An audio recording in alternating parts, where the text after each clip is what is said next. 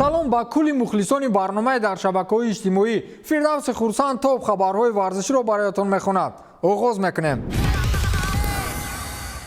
дар бозиҳои интихобии чемпионати ҷаҳон оид ба футбол Қатар 2022 миёни мунтахабҳо як ҷанҷоли аҷибе бархост. ин кашмакашӣ ва муштбардорӣ болои ҳамдигар миёни мухлисону полисҳо дар вақти бозии Маҷористон ва Англия сар зад. гуфта мешавад ки вақте футболбозон пеш аз оғози рақобат ба сифати эҳтиром ва дифоъ аз арзишҳои ҳуқуқии сиёҳпӯстон ба зону нишастанд, яке аз мухлисони мунтахаби Маҷористон ё худ Венгрия ба суроғаи як корманди майдон ки аз нажоди сиёҳпӯстон буд, суханҳои қабеҳи хусусияти нажодпарастӣ дошта равон кард ва натиҷа ҷанҷолу кашталгириҳои зиёдеро миёни мухлисону полисон ба бор овард. дар аксҳо дида мешавад ки чӣ хел полисҳо бо мухлисон бархурд мекунанд ва ҳарчанд иттилои дақиқе надорем ки тақдири шахси таҳқир карда ба чӣ анҷом ёфт, вале мунтахабҳои Англия ва Маҷористон бозиро мусовӣ карданд. голи англисиҳоро Ҷон Стоунс, ҳимоятгари бошгоҳи беҳтарини англисӣ Манчестер Сити зад ва голи венгерҳоро Роланд Шалаи аз дастаи олмонии Фрайбург зад. Харри Кейн, Раҳим Стерлингу Филип Фоден аз дасташон чизе наомад. ягона чизе ки ин бозиро ҷазобият бахшид, ин ҳамон ҷанҷоли полисҳову мухлисон буд. вагарна бозии гӯё миёни ду дастаи аз деҳаҳои ноҳияи Варзобро тамошо кардем. дастаи нави арабҳо дар чемпионати Англия Ньюкасл Юнайтед аз як тоҷири бритониёӣ бо исми Майкл Эшли ба як фонди бузурги арабӣ фурӯхта шуд. шояд шумо донед ки Майкл Эшлиро дар Ньюкасл чӣ ки ҳатто дар кулли Англия ҳамчун як сарватманди хасис мешиносанд ва дар харидории бозигарон чӣ ки ҳатто мегӯянд барои нархи як сих кабоб бо пешхизмат ба ҷанҷол бархостааст. акнун миллиардери англис фурӯхтани бошгоҳашро бо нархи 360 миллион евро миёни дӯстонаш ба қавли худамон мешӯяд. пойгоҳи хабарии Зисан аз ҷараёни шабнишинии ташкилкардаи Майкл Эшли ба хотири фурӯхтани Ньюкасл қисса кард. расона навиштааст ки атрофиён ва дӯстони Эшли дар маркази дилхушии The King's Arms соатҳои тақрибан 18 ба ҳам омаданд ва сари як миз нишаста то соати 23 шаб фақат машруботи спиртии аз ҳама арзон оби ҷав нӯшиданду миллиардер пасон ба пешхизмат барои ташвиши 5 соата ҳамагӣ 6 евро ширинӣ ё худ чойпулӣ дод. ин албатта ба хислати хеле хасис будани Эшли вобастагӣ дорад, вале агар ман мебудам аз таҳти дил ба пешхизмате ки 5 соат ва бо умед хизмати мани миллиардерро кард, ҳадди ақал як 7 евро медодам. охир чанде пеш дар Русия аз ҷониби раҳбари кумитаи тафтишотии Русия Александр Бастрикин ба шаҳрванд Роман Ковалев ба хотири дар метро аз рӯи хонуме бо 3 шаҳрванди Доғистон ҷанҷол кардан медал тӯҳфа кард ва ин амали Романро як нав ҷавонмардӣ ва намунаи ибрат хонду ҳамагонро ба дифои хонумҳо аз нохалафон даъват кард.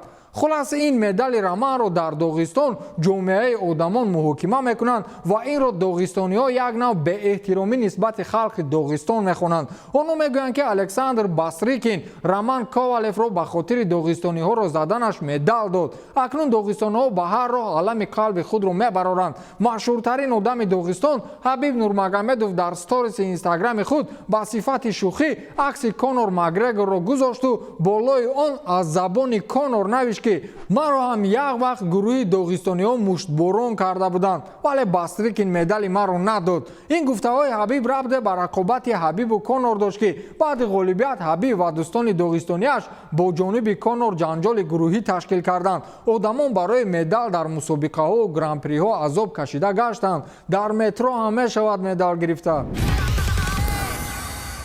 پیری کار رو با فوتبال برمیگردونند. عاقبتش بخیر باشد. گپ سر یکی از مشهورترین سرمربیای فوتبال آرسن ونگر میرود. او بعد خاتمه کارنامه مربیگیش در یکی از بخش‌های مهم سازمان فوتبال جهانی فعالیت رهبری دارد. سالخورده فرانسوی گمانم مشتاق کاری دیرین شده است. او قرار است ماه ینور برای یک بازی سرمربیگی منتخب امارات متحده عرب را بر ذمه بگیرد. گفته می شود که ونگر هیئت بازیگران را از میان میان فوتبالبازان دسته‌های عربی النصر و الهلال انتخاب کرده است و قرار است ماه ینور با هیئت منتخب عربستان سعودی در بازی دوستانه مسابقه ریاد سیزون کاپ مقابل باشگاه PSG بازی اولین و آخرین خود را همچون سرمربی عربستان برگزار نماید. آرسن ونگر 71 ساله سال 2018 بعد 23 سال سرمربیگی در دسته آرسنال از فعالیت مربیگی دست کشید و اینک چگونه گفتم رهبری شعبه رشد فوتبال گلوبالی را در فیفا بر عهده دارد. همگان حدس بر آن میزنند که آرسن ونگر از آرسنال رفت و این دسته رو با شکست‌های پای در پای آورد. گویا که زمانهای مربیگی او آرسنال یک عمر چمپیون بود. در دیویزیون چهارم چمپیونات خطای اوید با فوتبال دروازه‌بان یک دسته در دقیقه اول بازی گل زد. نوار این بازی حالا در شبکه‌های اجتماعی ورزشی مملکت چین چرخ میزند و آنها ادعای ثبت رکورد را دارند. در دیویزیون چهارم چمپیونات فوتبالی مملکت چین دسته‌های خوبه زایمینگ و گوانچی لانیانگ میان خود رقابت کردند و بعد همگی چند پس بعد آغاز بازی توپ به دروازه‌بان دسته خوبه رسید و دروازه‌بان گمان دید که همتای او از جانب مقابل در جای خود نیست. از این توپ را راست جانب دروازه روان کرد که به گل انجام یافت. این گل در آخر دقیقه اول بازی به هدف رسانیده شد و در موضوع آن که چینی‌ها ادعای رکورد ثبت شدن این گل را دارند، همین رو میگویم که این کتابی که چینی‌ها میخوانند انگلیس‌ها بر وقت آن را تمام کردند. سال 2013 دروازه‌بان دسته استوک سیتی اسمیر بیکوویچ در ثانیه 13 بازی با دروازه ساوثهمپتون گل زده بود. دروازه‌بان‌ها گل میزنند ولی متاسفانه بعضی بازیگران زور دنیایی موسم را نیم کردند و با یک گل کاتگی گرده گشتند. اگر پولهای زیادی عرب‌ها نمی بود شاید ما مسی رو این موسم در دسته اتلتیکو مادرید می‌دیدیم. دیگو سیمیون از آنی که دسته اتلتیکو قریب بود از دسته بارسا مسی رو درخواست میکرد حرف زد و گفت که در این کار PSG پیش دستی کرد. سیمیون در دیروزه نشست مطبوعاتیش گفت که از روی احترام من شخصا با مسی زنگ نزدم و با سوارز تلفنی گفتم که کارهای مسی در بارسا چه خیلی است و خود او چی می‌خواهد. همچنین گفتمش که از مسی درباره گزارشش به اتلتیکو بپرسد که چی نظر دارد، اما بعد چند الکی PSG این گزارش رو تصدیق کرد. گفته است دیگو سیمیونه با فکرم از PSG دیده برای مسی اتلتیکو واریانت بهتر بود. آفیس ستاره ها مثل که کارهایشون معنی ندارد.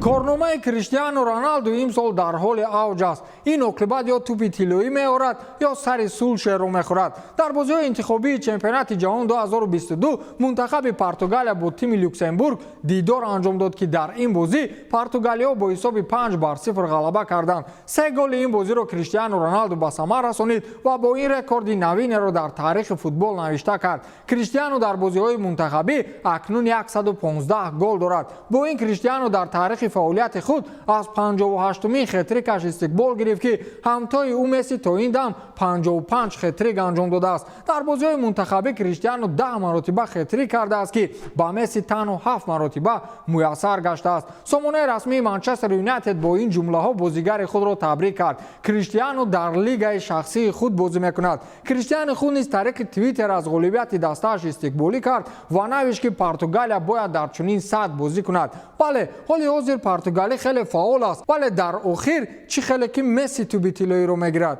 با همین تمام تا دیدار خیر.